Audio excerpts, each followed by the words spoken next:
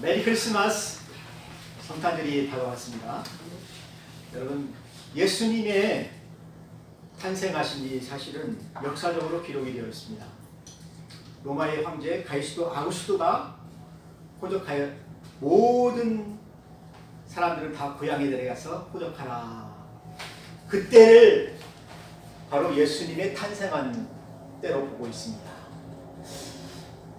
그래서 예수님도 이 역사 속에 한 인물이에요. 우리가 만들어낸 것이 아니고 예수님은 예언대로 그대로 베들레헴에 탄생하신 분이십니다. 그것도 500년 전에 그 미가서에 나와 있어요. 미가서 5장 20절에 보게 되면은 거기에 유대 땅 베들레헴에서 예수님이 오실 것이다. 그래서 모든 그 유대인들은 그 메시아를 기다리게 된 것입니다. 그분이 우리의 왕이라는 것입니다. 그분은 어떤 분이시냐면은 이사야 선지자가 잘 예언하고 있어요. 이사야 선지자가 예언한 그 말씀을 보게 되면은 11장 1절에 이새 줄기에서, 이새는 다윗의 아버지죠. 그러니까 다윗의 아들들 중에 누가 있었습니까? 아니, 이새의 아들들 중에 다윗이 있었죠. 다윗의 아들들 중에 또 솔로몬이 있었고, 솔로몬이 르호보암을 낳고 쭉 해서 다윗 왕가가 쭉 내려가잖아요. 왕조가. 다윗이 이스라엘 왕으로 기름을 부음받은 거예요. 그래서 유대인의 왕은 다윗 왕입니다. 그의 자손들이 영원히 그 자리에 끊어지지 않을 것이다. 그래서 하나님께서 다윗과 약속을 하셨어요. 그런데 어떻게 됐는지 모르겠지만은 400년 전부터 다윗 왕조가 끊어져 버렸어요. BC 400년, 한 500년 전에 바벨론이 쳐들어와가지고 다윗 왕국을 다 멸망시키고 시드기야 왕, 그 왕이죠. 다윗 그 계통의 그 왕조인데 왕을 끌고 갔어요. 그래서 왕이 이제 없어져 버린 것입니다. 근데 이사야 선지자가 예언을 합니다. 그 다윗 왕가에서 한 싹이 난다. 언제? 먼 날. 그리고 그 뿌리에서, 나무가 다 이제 잘라졌는데, 왕자가 없는데 다 잘라졌는데 그 한 뿌리에서 가지가 나온다는 것입니다. 그루터기에서 가지가 나오는 거죠. 그래서 거기에서 결실할 것이요, 거기에서 여호와의 신 곧 지혜의 총명의 신이요 오략과 재능의 신이요 지식과 여호와를 경유하는 신이 그 위에 강림하시리니. 이분이 바로 왕이라는 것입니다. 메시아라는 것입니다. 근데 그분이 어디에 태어나신다고요? 유대 땅 작은 거울 베들레헴, 예루살렘에서 한참 멀어요. 그곳에서 한 아이로 태어나게 되신다는 것입니다. 누구를 위하여서요? 우리를 위하여서 왕이 나시는 거예요. 우리를 다스리고 우리를 구원하시기 위해서 한 왕이 태어나신다는 그 선지자들의 말이 있어요. 그래서 말라기 선지자 이후에 400년 동안 선지자가 없었어요. 이스라엘 백성들이 이 왕을 기다리는데 400년 동안 선지자가 없으니까 암흑기죠. 캄캄하죠. 하나님의 계시가 없었던 것입니다. 그리고 나서 이제 오늘 마태복음 2장에 보게 되면은 가이사 아구스토가 5,000년을 다스렸잖아요. 가이사가 모든 백성들은 다 고향에 내려가서 호적하라. 그래서 요셉이 정운한 마리아와 함께 나사렛에서 어디로 갑니까? 베들레헴으로 가게 되는 거예요. 여러분, 베들레헴은 다윗의 고향이죠. 다윗이 태어난 곳이에요. 그래서 베들레헴으로 마리아가 내려갈 때 만삭띠 봄이었어요. 곧 해산하게 되었다는 것입니다. 오늘 내일 하는 거예요.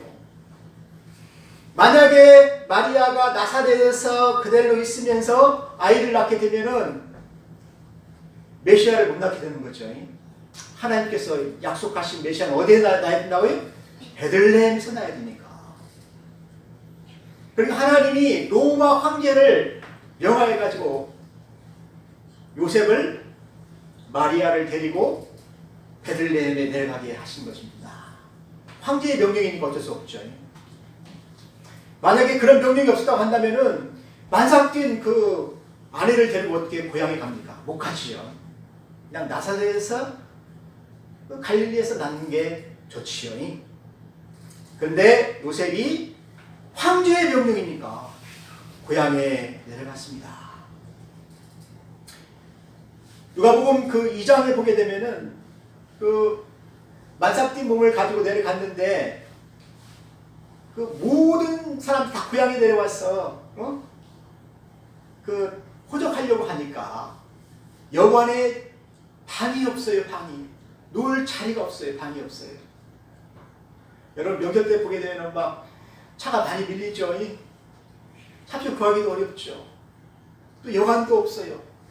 그래서 여관집 주인에게 얘기해가지고 마구간을 빌려서 거기서 잠을 자면서 거기서 아이를 낳아서 구유의 아이를 누워놓게 된 것입니다. 사랑하는 성도 여러분, 하나님께서는 약속하신 대로 다윗의 아들 중에서 한 쌀이 나서 그 뿌리에서 이게 다 달방국이 멸망하고 다 잘려나갔습니다. 구루텅이만 남았어요. 왕주가 멸망했어요. 근데 그 끝에서 그 뿌리에서 한 가지가 나서 결실한 것이 누구십니까? 바로 예수 그리스도랍니다. 그분이 이제 다윗의 위에 앉아서 영원히 유대와 온 백성을 다 다스릴 것이다. 그래서 왕이 나타난 거예요.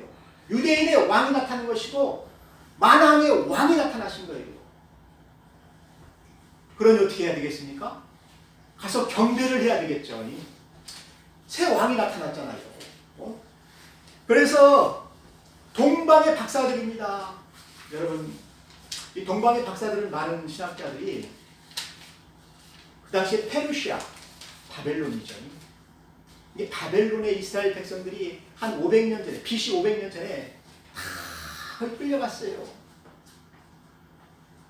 거기서 신앙생활을 했었어요. 그때 그 다니엘이라는 그 총리가 있습니다. 유대의 아주 유능한 그 학자인데 이 학자가 총리를 3대에 걸쳐 황제를 삼겠어요. 근데 이 다니엘이라는 이 박사가 그 당시에 그 이방에 있는 모든 동방의 그 박사들을 모아놓고 가르친 거예요. 뭘 가르쳤습니까?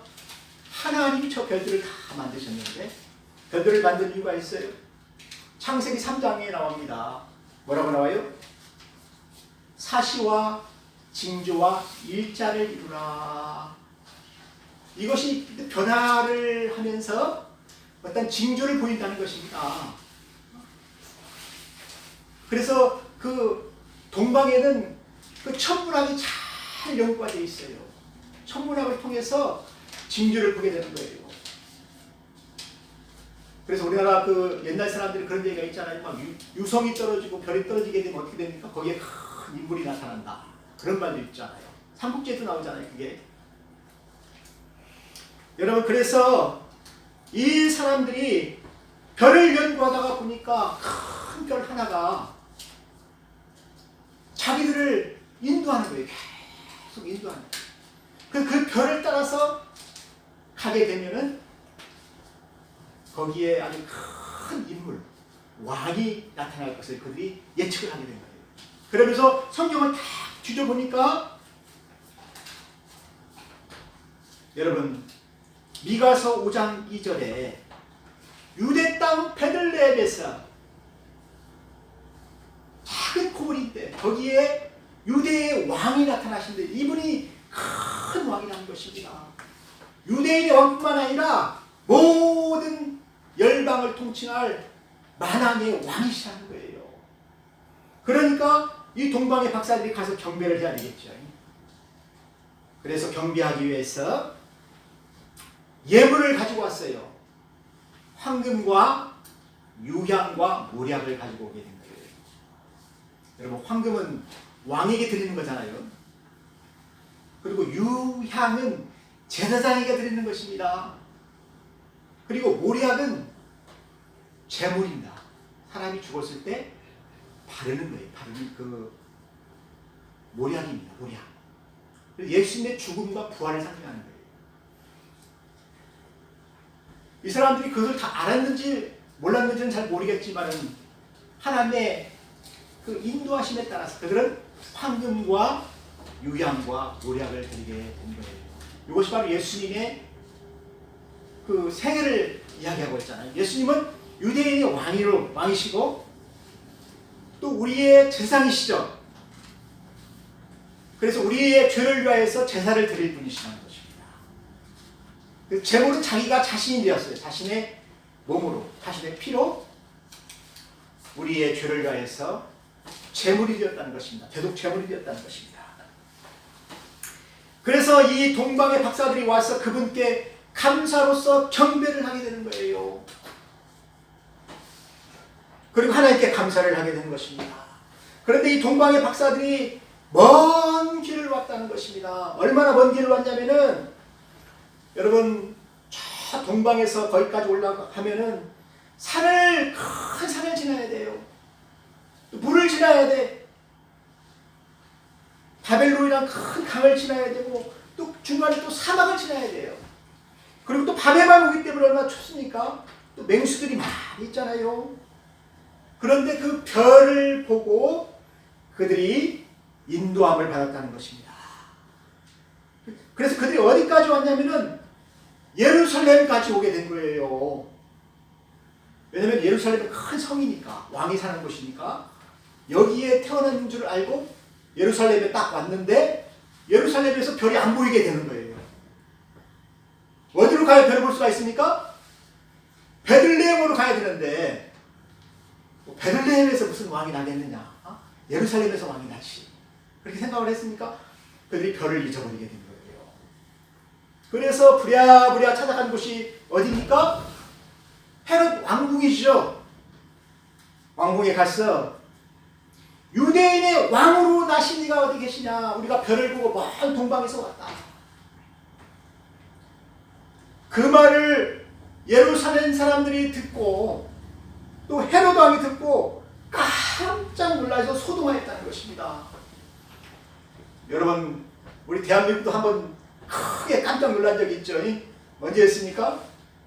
막 계엄령이 선포돼가지고 그 밤중에 어떻게 했습니까? 막 온 사람들이 다 놀랬잖아요. 이제부터 무슨 뭐 큰 전쟁이 일어나고 막 큰 싸움이 일어나는 것처럼 막 폭동이 일어날 것처럼 생각이 들었잖아요. 그때 헤롯 왕이 이야기를 합니다. 모든 제사장과 서기관들 다 모아라. 그리스도가 어디에서 나겠느냐? 너희들이 한번 찾아보라 하니까 대제사장들과 서기관들이 어떻게 합니까? 미가서 5장 2절에 이렇게 기록이 되어 있습니다. 제가 읽어보겠습니다. 미가서 5장 2절에 뭐라고 이야기하고 있습니까? 유대 베들레헴 이오니 이는 선지자로 이렇게 기록된 바 유대 땅 베들레헴아 너는 유대 고을 중에 가장 작지 아니하도다. 내게서 한 다스리는 자가 나와서 내 백성 이스라엘의 목자가 되리라 하였음이니라. 왕이 나셔서 이스라엘의 목자가 되어주신다는 것입니다. 그래서 예수님은 유대인의 왕이셔요. 또 우리의 목자이셔요.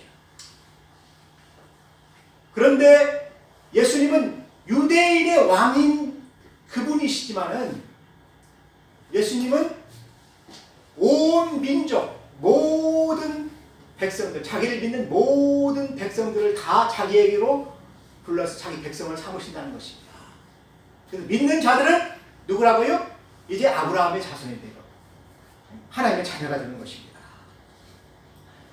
그래서 이방인들 그 박사들이 어떻게 보게 되면은 그 이방인들을 대표를 해서 모든 이방인들 대표를 해서 감사의 경배를 하게 된 거예요. 또 예물을 드리게 된 거예요. 사랑하는 성도 여러분, 얼마나 오랫동안 이스라엘 백성들이 기다렸습니까? 400년 동안 왕이 없었습니까? 다윗 계통의 그 왕이 없었으니까 얼마나 그들이 메시아를 많이 기다렸겠습니까? 그렇게 갈망하던 그런 시대에 예수님이 그냥 우연히 오신 거 아니에요. 선지자들이 말씀하신 대로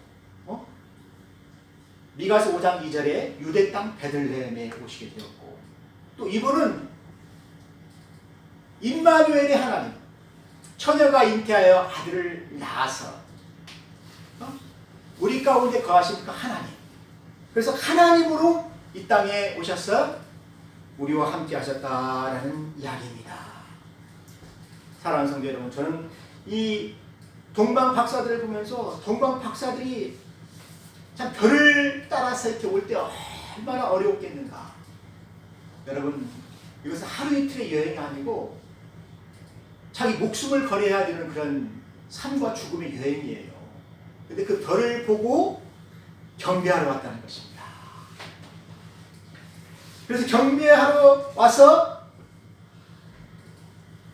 예루살렘에 와서 그 별을 못 찾았는데, 그들이 베들레헴에 가보니까 그 베들레헴 그 마구간 위에 큰 별이 떠 있는 거예요.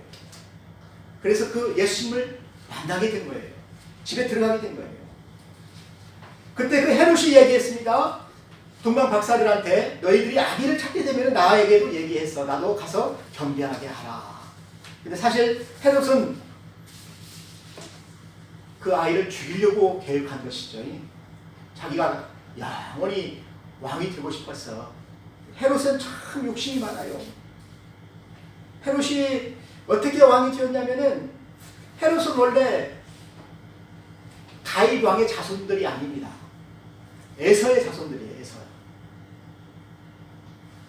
그래서 왕이 될 자격이 없는데 로마에 아부해가지고 그 권력을 얻은 거예요. 그러니까 유대인들이 싫어하겠죠. 그래서 그거는 자기가 왕인 것을 모든 백성들이 좋아하기 위해서, 인기를 얻기 위해서 성전을 지어줬어요. 또 왕궁을 막 크게 멋있게 지어줬어요. 그리고 백성들에게 선심을 샀어요. 왕궁에 있는 막 금은보화를 다 팔아가지고 백성들의 식량도 사주고 막. 그래서 장기 집권을 한 거예요. 장기 집권을 한 40년 뭐 하게 된 거예요. 그러다가 나중에 자기 아들한테 물려줘야 되는데, 아들이 이제 쿠데타를 일으키니까 아들과 자기 아내를 다 죽였어요. 그만큼 그 왕위에 대한 집착이 있었다는 것입니다. 그런데 새로운 왕이 나타나고 왔다고 하니까 얼마나 화가 나겠어요? 이 왕을 죽이야 자기가 영원토록 왕을 해먹을 수가 있지 않겠습니까? 그래서 박사들을 조용히 불러서 나도 가서 그 아이를 보게 해라. 근데 박사들이 어떻게 했습니까? 아이를 보고 나서 집으로 돌아가려고 하는데 천사들이 와서 꿈에 뭐라고 합니까? 헤롯에게 가지 말고 다른 길로 가라. 다른 길로 가버렸어요. 그러니까 헤롯이 너무 화가 나서 2살 아래에 있는 아이를 다 죽였다는 거 아니겠습니까?